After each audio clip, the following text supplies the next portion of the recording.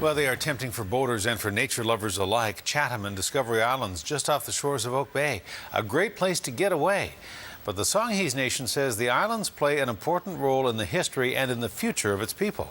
And the half of Discovery that is not Provincial Park is reserve land, and it's private. The Songhees say people need to know that.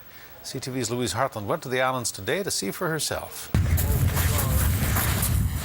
For Joan Morris and her family, this island is a sacred place. It was heaven here on earth for each one of us. For the first 10 years of her life, Joan was raised on Chatham Island, on the traditional territory of the Songhees Nation, just off the shores of Oak Bay. We managed to sustain our language and our culture that way.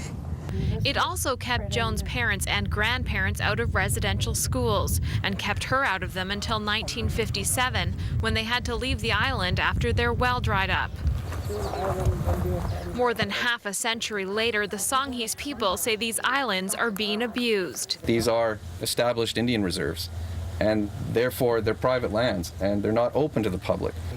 Evidence of trespassing is everywhere. This picnic table, a toilet, and campfires dangerously close to the dry grass.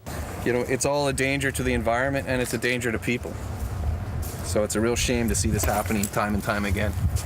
More concerning, where some of the large rocks surrounding the fire pits may have come from.